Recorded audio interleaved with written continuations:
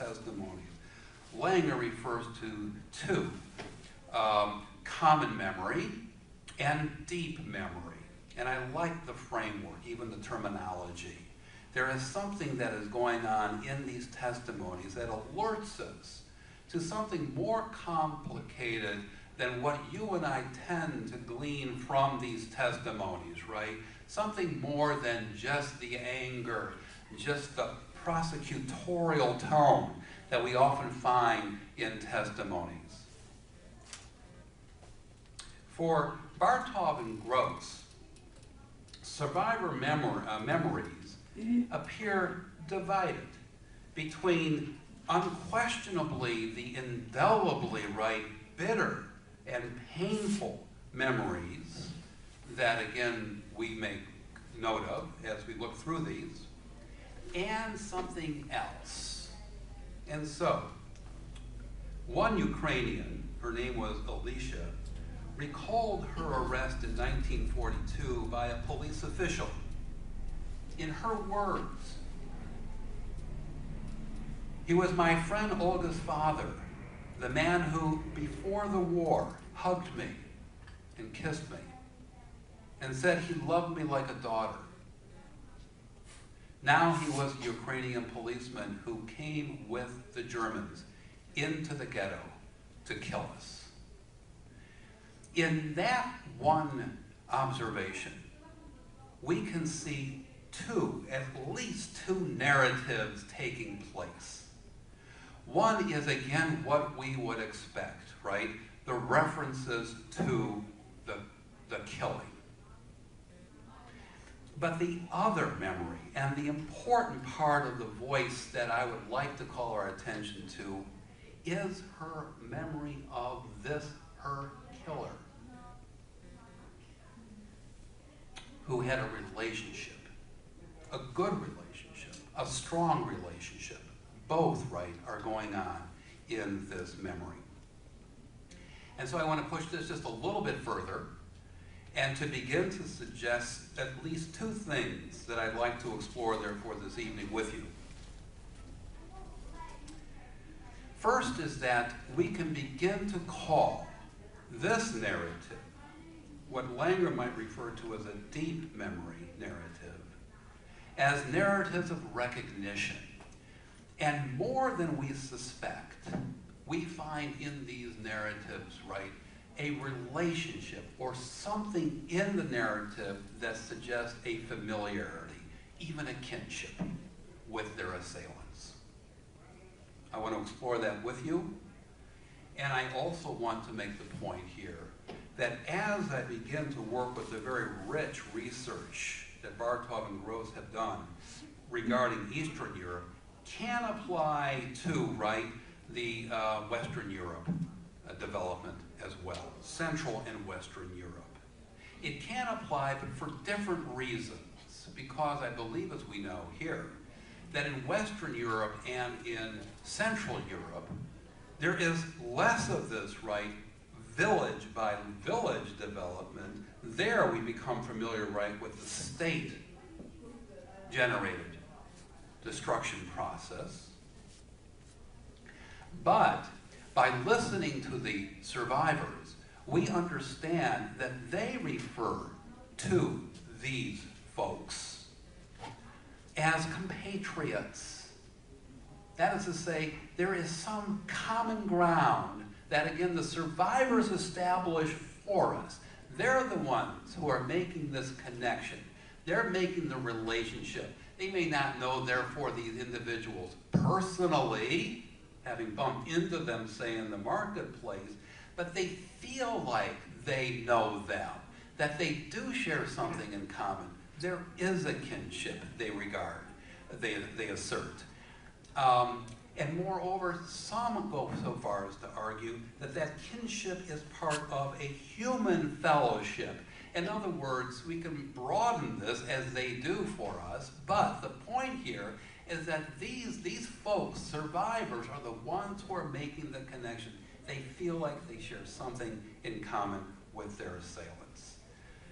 And so the second point, therefore, I want to make is that both memories right? The darker memories, the one that is accusatory, coexists with these other memories, let's say deep memory, right? In order to fill out, so to speak, right, the survivor narratives or memoirs that we want to explore this evening. And so briefly, let's look at this a little bit more closely. The narrative that we, you and I, understand is the narrative of bearing witness. We can refer to this, right, as a surface narrative. I'm deliberately using some of this language right now. A narrative that insists, right, on telling us, reporting to us, the terrible realities, right, of gross brutality, of abuse and humiliation.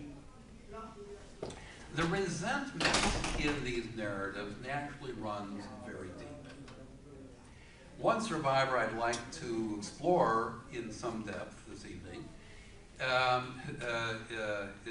whose name was Jean Amery, whose name sounds French but was actually from Vienna, had changed his name, wrote a collection of essays from the 1960s that has become almost part of the canon, so to speak, of Holocaust survivor memoirs. Amery is a wonderful, important example of what we're referring to as the obligation survivors feel to bear witness. And as he writes, he affirmed the vile, this is his words, vile satisfaction of knowing that my enemy is behind bars. This is the cultivation, in a sense, of resentment that he feels he earned, and therefore wants to communicate those feelings to us. But again, to borrow another psychological term to help us frame our understanding of what is going on in these surface narratives, the term I'd like to borrow here is splitting, psychological splitting. And in psychological splitting, what occurs is this polarization. In this case, between a survivor or victim and his or her offender. That is to say, on the one hand, victims will put all the blame, as we expect it deserves, on their offenders. And they go so far as to, in so many words, declare war on their offenders. On the other hand, victims regard themselves often, again I borrow from these testimonies, as innocent victims, helpless victims, powerless victims. Some of this seems quite obvious to us. But in fact, the polarization is often extreme. That's the splitting, right? It's going in opposite directions. There's no gray area. There's no exploration, say, of relationships even before, often, the encounter. It is a process, right, of reporting to us, right, a reality that they believe was, on the one hand, evil, the evil behavior and intentions of their offenders, and these folks who are reporting to us, innocence and completely, therefore, untainted by sometimes the relationships they otherwise explore. This is what's going on, more or less, in these surface memories, or we can now begin to refer to as intentional memories.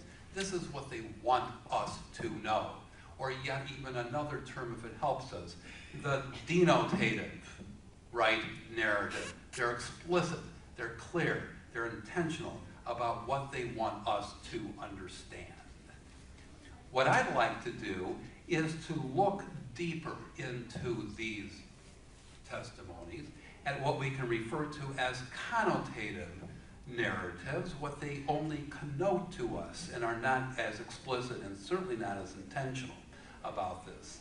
And what we begin to see here is the opposite tendency in the narrative, in these testimonies. That is to say, that these survivors are beginning to find ways to narrow the very gap that they were widening in the intentional narrative.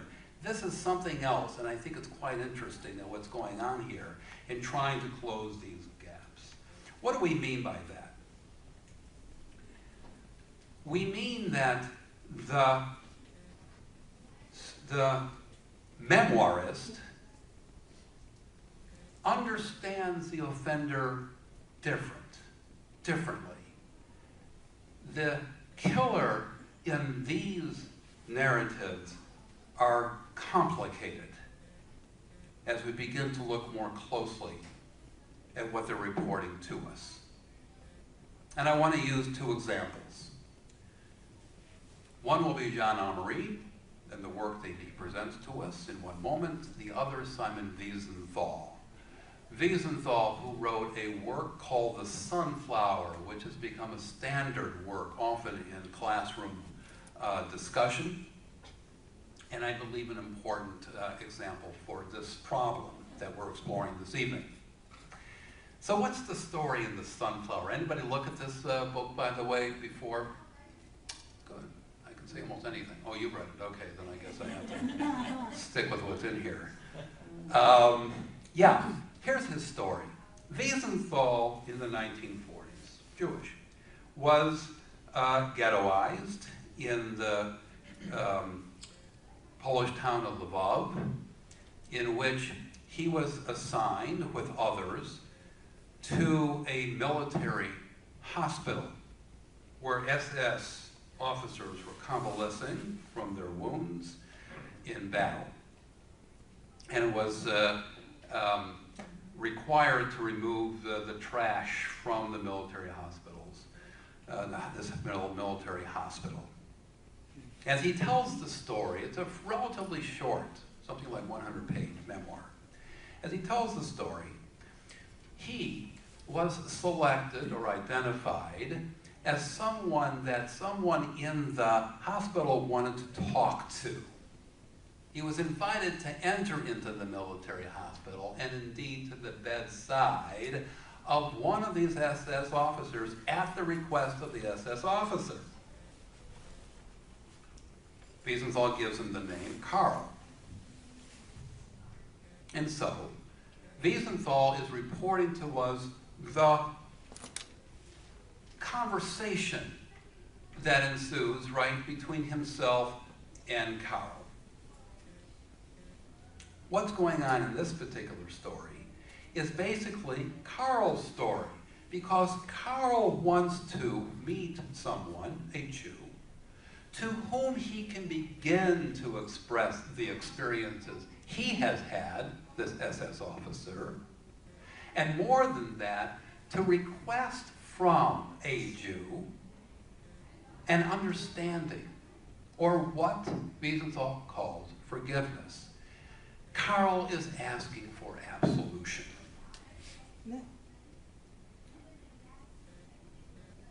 So the story ensues. And again, as I need to point out, as in any memoir, the story that we begin to hear could well be Karl's story, but that's not the point.